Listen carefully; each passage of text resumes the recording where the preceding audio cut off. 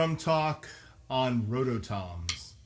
And I had somebody ask me, could you do something on Roto Toms? You've done a whole discussion on all different types of cymbals and concert toms and Gretsch drums and snare drums. Can you do something on Roto Toms? So this particular drum talk is going to be about Roto Toms and history of Roto Toms, a little bit about the history. I'm not an expert on the history of Roto Toms. I do remember when they came into my purview. I started playing drums seriously in 1975, and my first drum kit was a blue Vistalite drum kit. And eventually, on the second year I had my kit, I got 2 concert toms, an 8 and a 10. And one day I saw a picture of Danny Carey playing with Chicago, and he had this Roto Tom off to the side, and I think it was probably a 16 or an 18.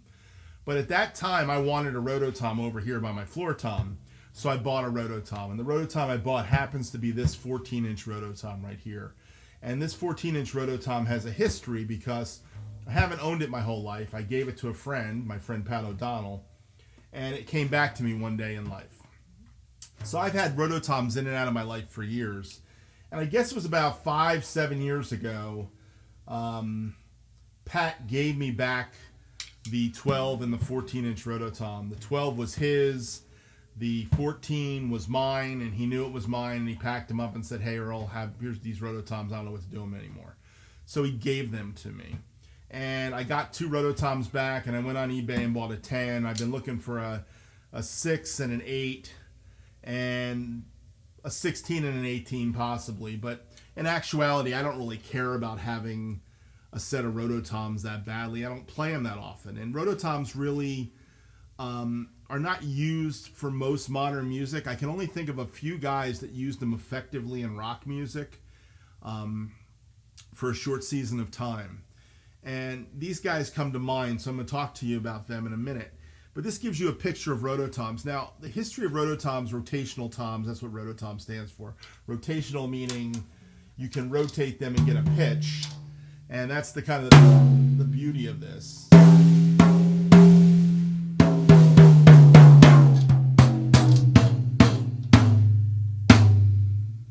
So you've got almost an octave of tuning. You can get glisses in there. You can.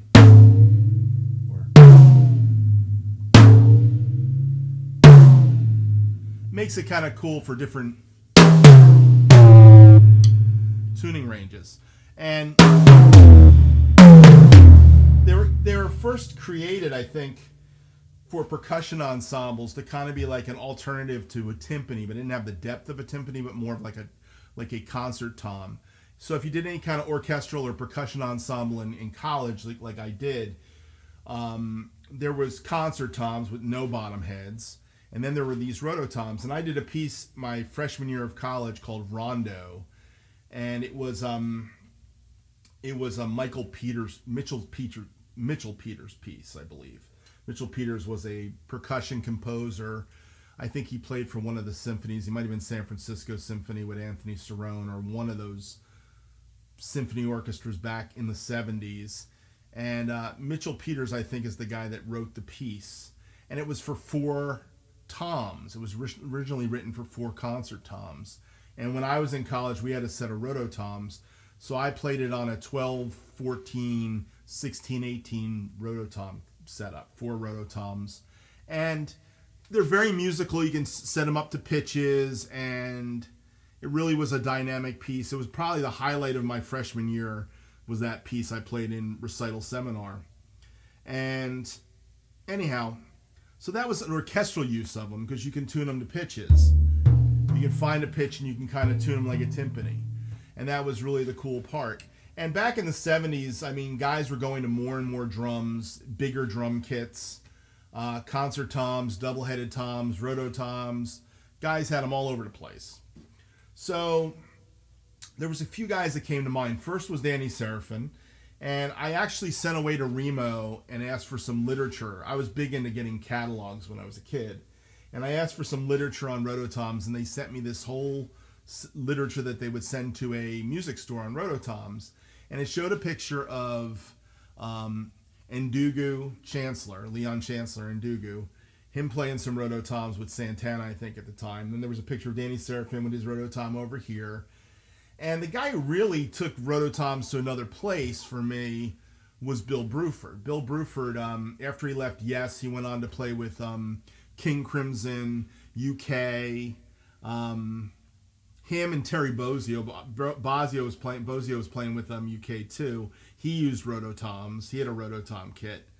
So it was Bill Buford, Terry Bozzio, and then you've got Alex Van Halen. And those were the guys in the 70s that started putting Roto Toms into their kits and using them. And I remember seeing Bill Buford playing with King Crimson, having one 14-inch Roto Tom. And then there was a setup he had for his Buford band, which was kind of a Feel So Good, I think it was called, or I think it was Feel So Good. I think that was what the name of the song was, his album. And he had like 3 Roto Toms in the front on his Ludwig bass drum, and it was a cool setup. And Buford and Roto Toms, they went together, him and King Crimson. And then you had Bozzio playing with UK, and then eventually with Missing Persons with the Roto Tom kit, and then eventually going to electronics. And then you didn't see Roto Toms anymore, other than him taking Roto Toms and turning them into spokes and turning them into a hi-hat out of these metal discs that make up a Roto Tom. So I saw Bozzio using them as like a hi-hat with chicken on them and stuff. But for the most part, Roto Toms really aren't used, except for you see some kids, they still buy them, to add more drums to their kit. Usually the 3, 6, 8, 10, most common. The 12, 14, 16, not so common. 18, really not common. If you look on eBay, they cost some big bucks today to find used ones, especially in the bigger sizes. So I'm kind of blessed with the 10, 12, 14 setup. Alex Van Halen had it on one of his kits back in the 80s.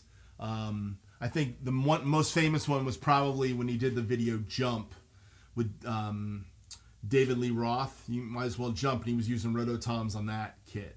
He also used Simmons drums back in that day too. So I mean, Alex Van Halen was another proponent. I would say another user of Roto Toms. And then if you go into the modern day era of Roto Toms, the only guy that comes to mind for me is Dana Carey of Tool, who still to this day uses a couple Roto Toms, and he uses an electronic tom. But for the most part, Roto Toms are a one-trick wonder. For a while there, the Pearl Drum Company was making what they called a very pitched tom, which was a Roto Tom with a phenolic shell, which was a fiber resin shell. And they had a shell for the 10 and the 12 and the 14, and you could buy that, and it held the Roto Tom in place and gave it more body or depth. Because truthfully, this is all head. There's no body to it. Not like a bass drum where you've got shell making the sound. So the Roto Tom is all made with the head. Now, traditionally, the heads used for Roto Toms would be CS black dot heads. Those are the most common used. Or back in the day, Remo used to sell them with a timpani head, which was kind of a clear head with the timpani film they used on their timpani drums, which was probably somewhere between a Diplomat and an Ambassador. I think it was a little thinner than an Ambassador, but maybe not as thin as a Diplomat. I'm not sure. But today I've got Evans G2s on here. Today you'll find guys using pinstripes on it to get that fat sound. But the interesting thing about Roto Toms is they're tunable, and that's what makes them interesting. So you can get some really different sounds. Now, of course, when you tune it too far, you get the lugs to rattle, and that's not good. So you want to stay where it's like a true pitch.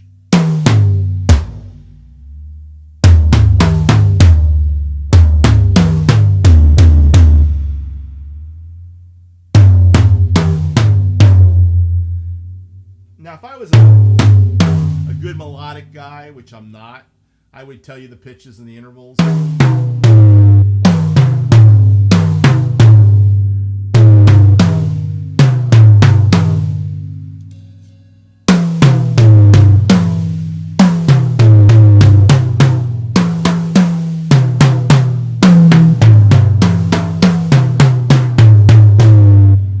Close, but not quite.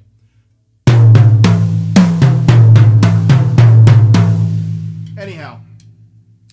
say is RotoToms are an interesting instrument to have. And I mean, the reason I have them is somebody gave them back to me. My friend Pat gave them back to me. So I've kept them and I keep them in the studio. I haven't really used them on anything per se. I've used it on a few covers. I just did a cover of Jesus Is Just All Right With Me. That's what you'll hear them in on a recent version behind this particular kit. I did it today. And I did a cover of Roundabout by Yes that has been taken down for a long time now that you can't find anymore because of copyright infringement. And I think there's a couple, there's a reggae tune, a Bob Marley tune I did where I used a Rototom for kind of a timbali effect. And I also did one with Crocodile Rock with Elton John. I think I used a Rototom on that. And I'm really not sure if I did any other songs with Rototoms. So there's really not a lot of me doing it. There's a drum talk, actually an Ask Earl Anything, where I'm sitting behind the RotoTom kit in the studio.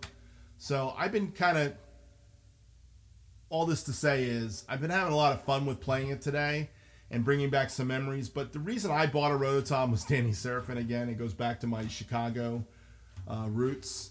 And he only used it for his solo. Back in the day when he had the little Slarelin kit with the 2 floor toms, he put it over here. When he had the big white Slarelin kit with the concert toms, he put an 18 over here. And Lager de Oliveira basically came over and spun it for him, and they did a solo on it, and it's kind of cool. There's a video of him playing a solo on that RotoTom back from the Chicago 11 tour, 1977. I think it's from Germany, and I actually saw Chicago on that tour, so that was the last tour with Terry Kath, and it was memorable. I remember them doing that same solo that year. Eventually, he got his hands on some Syndromes, and he was doing that in a solo piece too, but it was the kitschy thing to do back then, to have a set of these things. So some guys would bring them on stage, but truthfully, the usefulness of them and guys that really used them, I can really name on one hand. Buford, Alex Van Halen, Dana Carey of Tool, and Terry Bozzio. Those are the guys that come to mind when I think of RotoToms. They were the guys that made RotoToms famous. Now, if you've got some guys that you know use RotoToms that are famous, and you know some famous tracks where they played them on it, I think I named the few that I could think of. Let me know in the comments. Let me know if this is helpful to you to learn a little bit about RotoToms, and if you enjoyed this. But thank you for watching Drum Talk about RotoToms, just a short little piece. One of my subs asked me to do a little piece on it, so I thought I would go into it a little bit. And thank you again for watching my channel and subscribing to my videos. And I hope you enjoy this and have a great day. We're going to take this one more time, this song probably. One more time from the top.